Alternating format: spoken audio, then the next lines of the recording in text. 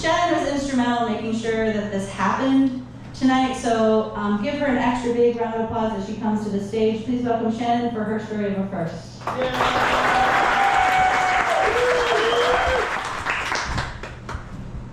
This is my first time. Anybody that knows me gets that joke.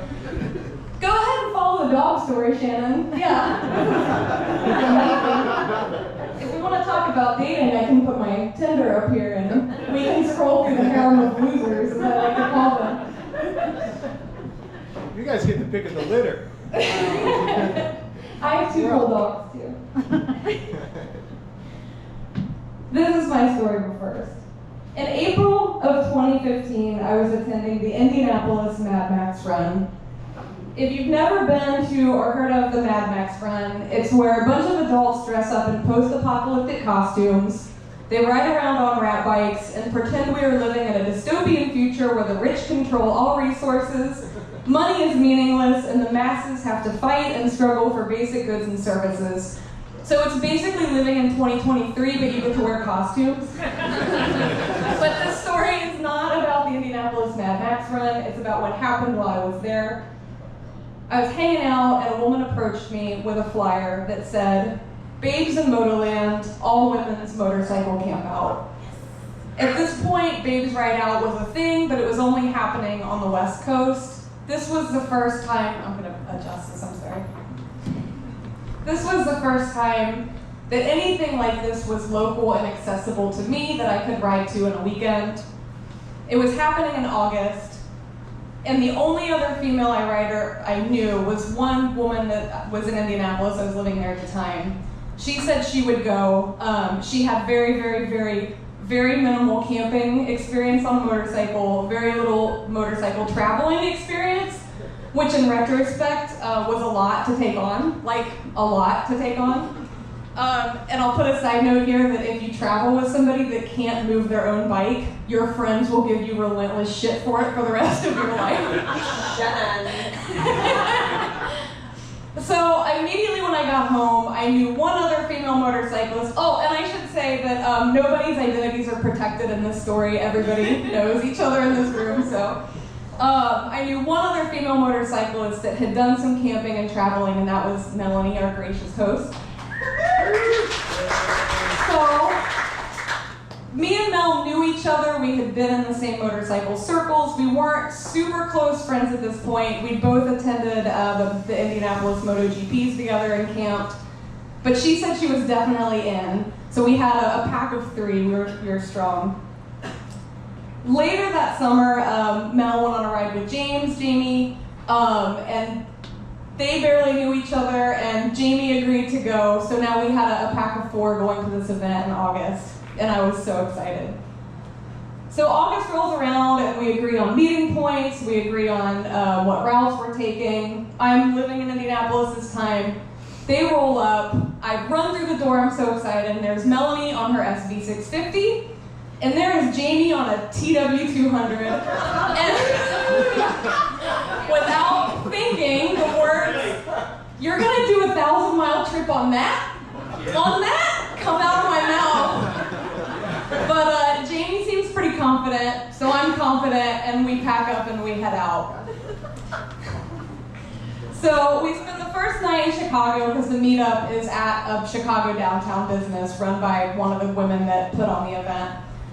And we roll up Saturday morning to this local shop, and there is this group of just absolutely badass women. Like, they're tattooed, they're tattooed, they're in leather, they're in like cowboy boots, and they're riding like these hand-built choppers, and every fucking vintage bike that you can think of, and like all these, classic looking bikes.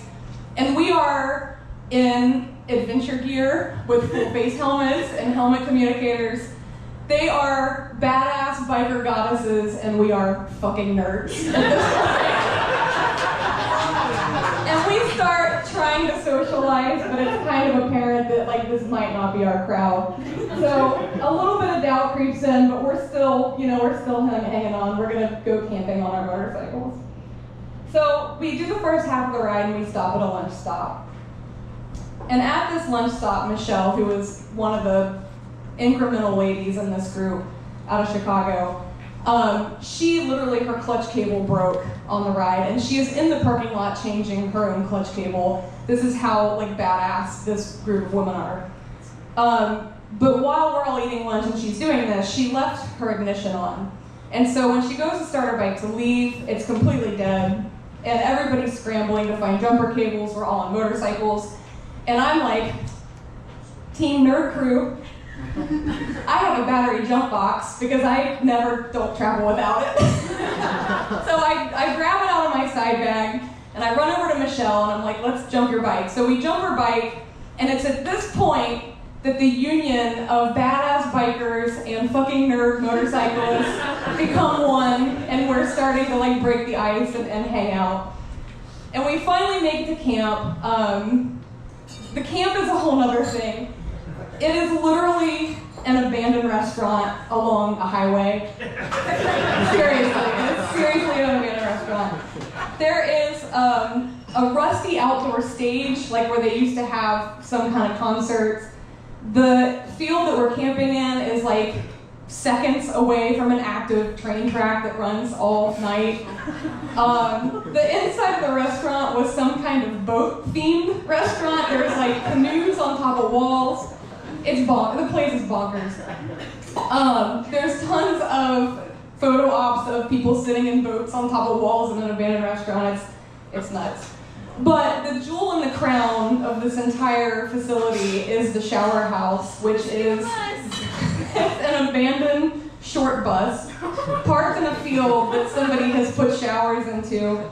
And when you open the door, you're greeted with about 20,000 mosquitoes. I camped there at least 2 years. I know some of us camped there more years. I never once showered, like ever. we just stunk. We were just gross. So the weekend commences, and everybody's sitting around having drinks and telling stories. And we all kind of have this realization of how fucking cool this is. I hear stories of being drugged as the only female along on these rides with men who are trying to kill themselves. Meanwhile, we're in the back, nervous, on our first rides and just learning the skill and how to do all these things.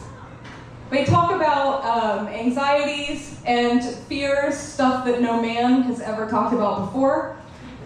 Because it's all women, we're, bonding and talking about all this.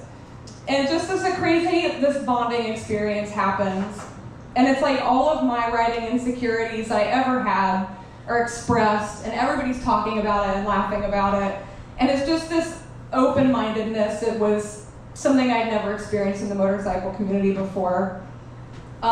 In other years, there's also like a shitload of karaoke. I don't know if any of the men know this, but when women get together, we really love karaoke.